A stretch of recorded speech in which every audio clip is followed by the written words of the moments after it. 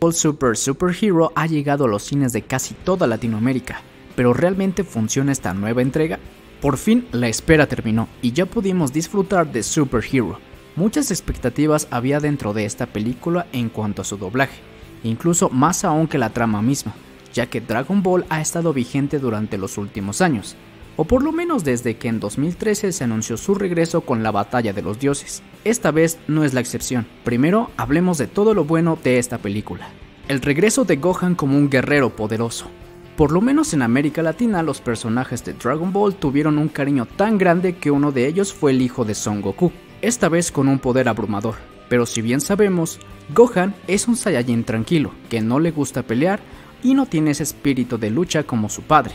Solo si su familia o seres queridos se ven en riesgo, él hará todo lo posible para salvarlos, y hasta cierto punto se convierte en un héroe. Gracias al señor Piccolo y con un poco de ayuda de Pan, logran reactivar ese instinto de superioridad y poder que estaba en él. Por otro lado, Piccolo es quien se roba toda la película. Es en gran parte el centro de atención, con un tono más relajado, tranquilo y por supuesto esa personalidad que el actor de doblaje, Carlos II, le impregnó con su interpretación. En la película usa recursos que hacía falta ver en él, como todo este tema de investigar e infiltrarse en los cuarteles de la Patrulla Roja, que por si no lo sabían, una curiosidad de este personaje es ser uno de los más inteligentes de Dragon Ball, y por fin se le dio prioridad a este aspecto. Prueba de ello está cuando Majin Buu absorbió a Gotenks y a Piccolo, mientras se enfrentaba contra Gohan definitivo. Sabiendo sus técnicas y con esta parte de inteligencia, Gohan se vio en grandes aprietos. Por si fuera poco, un valor agregado a esta película fueron los Gamma 1 y 2. Si bien son coestelares, también me gustó la forma en que se desenvuelven con los demás personajes, pese a que fueron manipulados por la Patrulla Roja. Ellos, al parecer, saben distinguir entre el bien y el mal.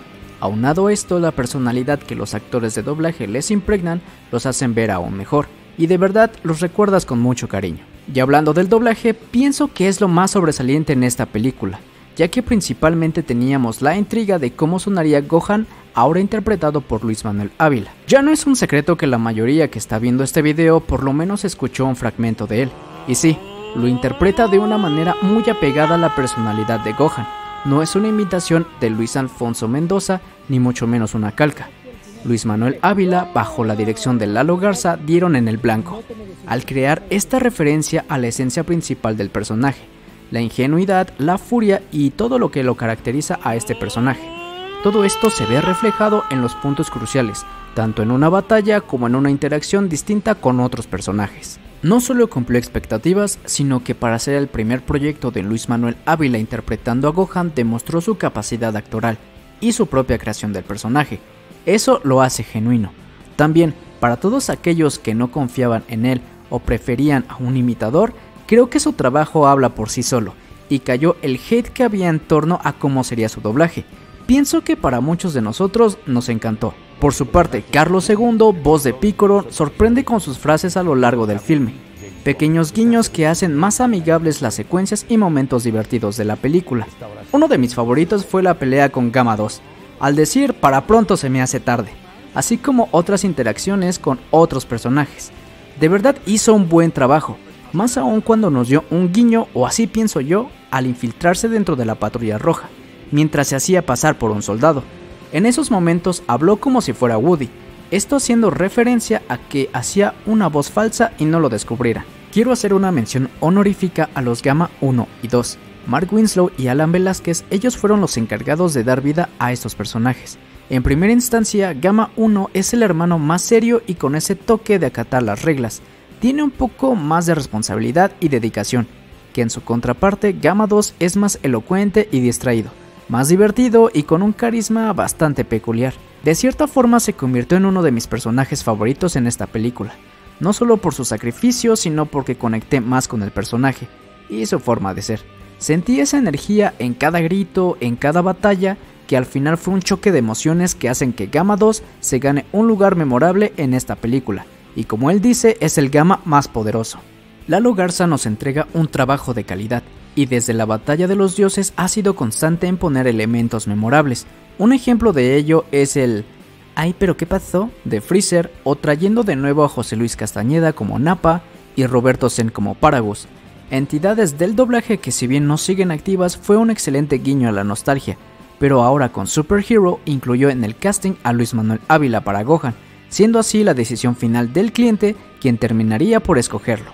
Bastantes cosas buenas hemos hablado, pero ¿qué es lo malo de esta película y por qué no fue tan bien recibida por algunos fans y público japonés? Desde su anuncio oficial el 9 de mayo del 2021, en el día de Goku, ya se especulaba de qué podría tratar esta película, pero durante la San Diego Comic Con de ese mismo año se anunció en un panel especial tanto el título como el diseño de personajes de Super Hero, dándonos un teaser de Goku en CGI, cosa que al principio no le gustó al fandom. Pasaron los meses y nos dieron el primer tráiler, pero seguía sin llamar mucho la atención de los fans y principalmente del público japonés. Pasó mucha incertidumbre hasta que por fin se reveló de qué trataría la película, y ni así logró cautivar al país del sol naciente. Prácticamente no hubo mucha promoción para la película, muy pocas cosas llamativas, gachapones, llaveros, pines, figuras, y tal vez todo eso repercutió hasta este lado del mundo. Esperábamos un gran auge y no fue así. Una vez que se estrenó la cinta sí mejoró el CGI, aunque creo que en partes no sobresalió, y no necesariamente en batallas sino más en el transcurso de la historia, también en movimientos de personajes.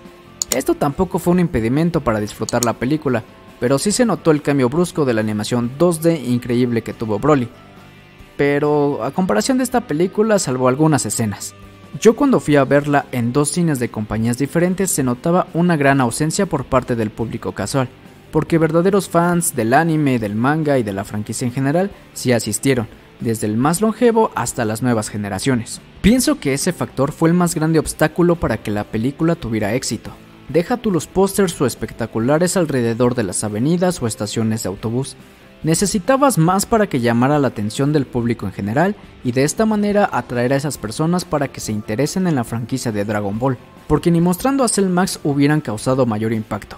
Este elemento de guardarlo estuvo bien, aunque pudo haber sido predecible, ya que se liga automáticamente con los androides y la Patrulla Roja, así que la forma de ocultarlo y solo poniendo a ambos gamas como chivos expiatorios fue un punto bueno para la película. De igual forma, Dragon Ball Super Hero como historia abusa de los recursos ya usados previamente en Dragon Ball Z. Sí, otra vez Cell, que en sí es otro Cell pero al fin y al cabo es basado en el anterior. Otra vez los androides y sí, la misma forma de hacer explotar el poder oculto de Gohan. Muchos piensan que esta película es un BioBroly 2.0 con una trama parecida, con casi los mismos personajes si se dan cuenta, que al final y al cabo también es derrotado. Si lo vemos desde ese punto de vista, no es un recurso nuevo para Dragon Ball, y a muchos no les gustó esto. Sin embargo, habemos muchos a los que sí, y es cuestión de perspectiva a la hora de ver esta película. Yo siempre he dicho que disfrutaré Dragon Ball como si fuera la primera vez que lo veo. Desde el regreso en 2013 con la Batalla de los Dioses por fin supe lo que era vivir Dragon Ball como en los 90s. Después con la resurrección de Freezer y más reciente con Dragon Ball Super. Por fin me tocó ver y presenciar un auge de Dragon Ball, pero ahora con un público más actual, ya no el público anterior que lo disfrutó en su momento. Tal vez eso es otro factor que influye mucho en el actual, ya que se quedaron muy apegados a Z y GT, y que no se han dado cuenta que Super es para otro público, otra generación y que los que crecieron con las primeras temporadas ya maduraron. Al menos en mi opinión, Dragon Ball Super Hero es una buena película para una generación más joven que apenas va conociendo y descubriendo el mundo de Dragon Ball, no solo en Latinoamérica sino en todo el mundo.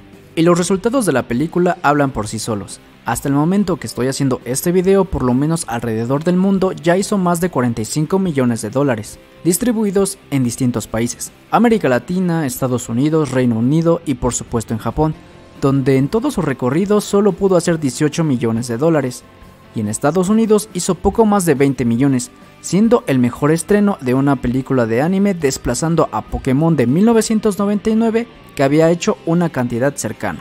Porque a pesar de que no están presentes Goku y Vegeta, no sentí eso un impedimento para disfrutar la película. Es más, creo que su rol dentro de Super Hero es como un cameo más que suficiente, y la atención se centra en demás personajes. Eso también es un punto interesante que para mí es bueno recalcar. Y en su contraparte, hay quienes no les ha gustado esto, como los japoneses que prefieren 100% a Goku como protagonista. Con él crecimos y gracias a él comenzó esta historia. Podría concluir que Dragon Ball Super Hero consiguió romper el esquema de siempre lo mismo con los mismos personajes. abrió la puerta a otro punto de vista para explorar que no solo Goku y Vegeta son fuertes, aunque recaen errores tal vez de guión o de power-ups no tan bien justificados.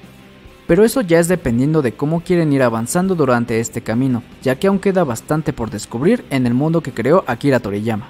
Entonces ustedes juzguen, ¿es o no el mejor momento de Dragon Ball en la época actual? Con todos estos resultados, números de ventas en películas, manga, yo opino que tenemos mucho Dragon Ball para rato. Solo hay que llevarlo por un buen camino y consolidar ideas que lo hagan posible. ¿Tú qué opinas? ¿Qué te pareció esta película? ¿Cumplió con tus expectativas o qué fue lo que le hizo falta para hacerla más llamativa? ¿La nueva voz de Gohan te gustó y el doblaje en general también? Déjame saber tu opinión aquí abajo en los comentarios. No te despegues del canal, suscríbete para más contenido de Dragon Ball y activa las notificaciones. Síguenos en todas las redes sociales que están abajo en la descripción y nos vemos en un próximo video.